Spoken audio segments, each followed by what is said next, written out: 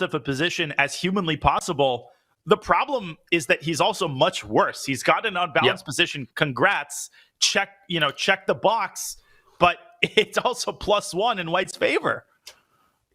Yeah, but this is what we said, right? When you're facing must-win territory as Black, you're literally choosing between poisons, right? Playing mainline theory at the highest level always allows for lines that are just known to be forced draws, almost in any opening these days, right? I'm not gonna be too general with that, but the truth is the reason you see these types of approaches when players are in must-win territory as Black is because whether it's E5, what do you got? Berlin, Sicilian, you can get Rossalimos and all types of variations that are very forcing, even main lines of the Najdorf. So you're kind of damned if you do, damned if you don't when you lose with the white pieces to start a mini match. So I'll say this, as far as must-win territory goes, I agree that Hikaru is just worse, but this isn't the worst must-win territory he's been in before. And the engine often overestimates these types of structures because now that Hikaru has just played the move E5, we have more of a King's Indian structure. And Denis Lazavik actually does not want to allow this closed center position, which I totally understand. The computer often gives like a +1 advantage, but sometimes it overestimates it. It can be a little bit myopic when it comes to Black's kingside attack.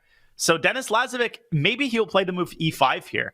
I'm really attracted to the move E5 in this position because if Black has to play D takes E5, and I don't really see an alternative, you get a queen trade, you get a capture on E5. Denis Lazavik is thinking exactly along those lines. This is the luxury of being able to make a draw.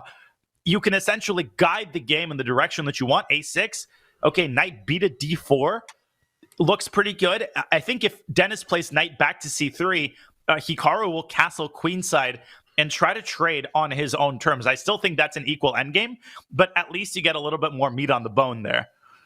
Yeah, I agree. I'm gonna quickly analyze what you said because I think it's actually a really instructive point in terms of how to play for must-win chess here.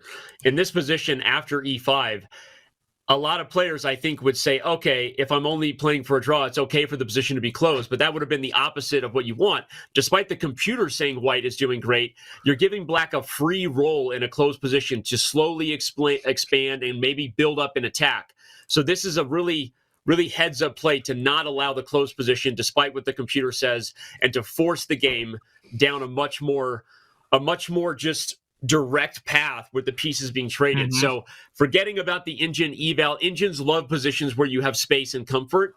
I think that from a practical perspective, Denis made the right choice. But to your point, here goes Hikaru. He's castling queenside, and he might not even trade queens. If you take here, maybe he finds a way to just not take the pawn and keep the queens on the board.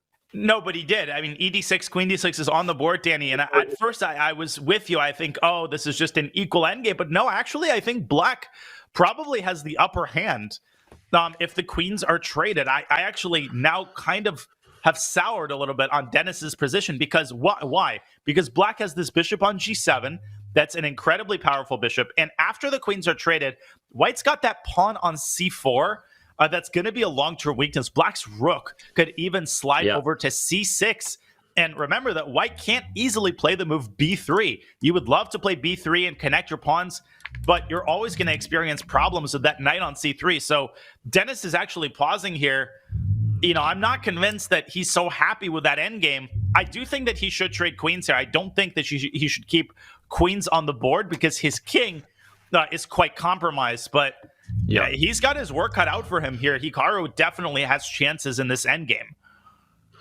Well, as much of an uphill task as it is to win on command with Black, if you were to choose, one player in the world to have to do that, Hikaru is at the top of the list, right?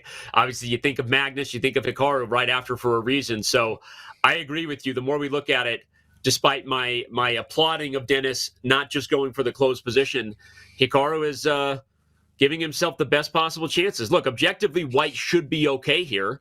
He only needs a draw, but the more this game goes, Hikaru's going to defend this pawn, or maybe he'll just take and really make sure that he's got enough of an imbalance to squeeze here.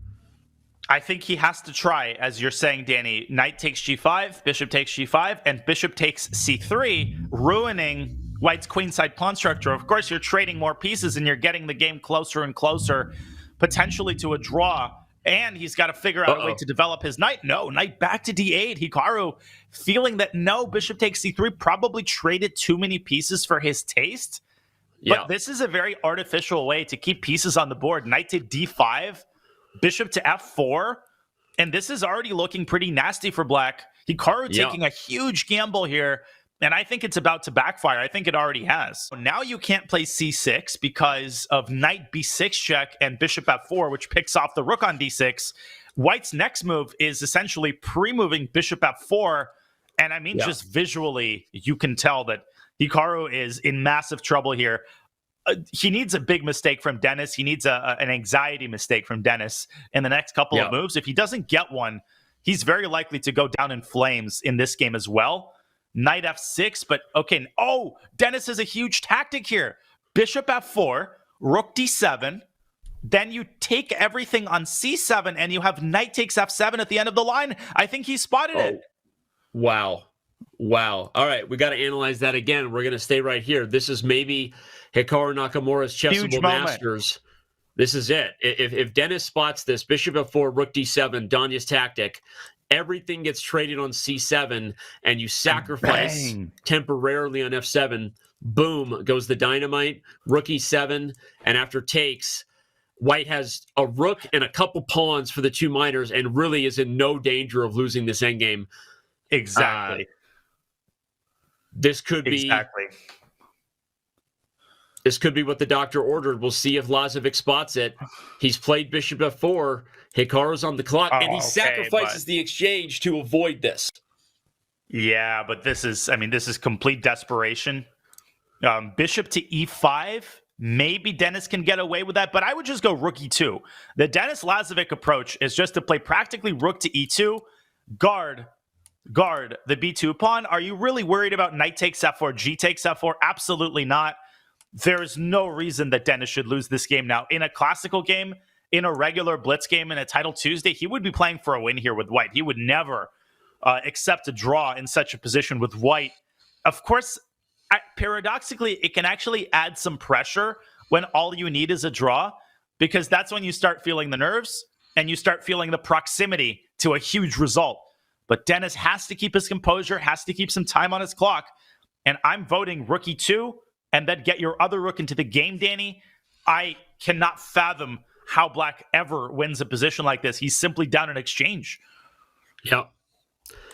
I'm with you, although again, I've unfathomed it before, and Hikaru has pulled it off. But in this particular case, it's a little different when your opponent is also playing with house money, right? They only need a draw. It's a lot easier to force something out of nothing when three results are on the table. And in this particular case, all Denis has to do is strangle the life out of the position. Okay, he does go for bishop e5, which was the best move according to the computer, although it is a complicated one after f6. Well, f6, bishop d4. f6, bishop d4. The point is the pawn is pinned. And knight c6, there's rook a to d1. This is actually what he was spending time trying to figure out. This is filigree precision for Denis Lazavik. He's got this in the bag. I mean, Hikaru's out of chances. Bishop d4, c5 is an attempt to deflect the bishop, but simply rook ac1. Rook ac1, b6, and maybe you even have bishop take c5 there, just like ending the game. I mean, really anything at all should be winning here. Simplifying the position after rook ac1, b6, bishop takes c5. If everything is traded, and in the end black has to play knight c7, here comes rook e7. And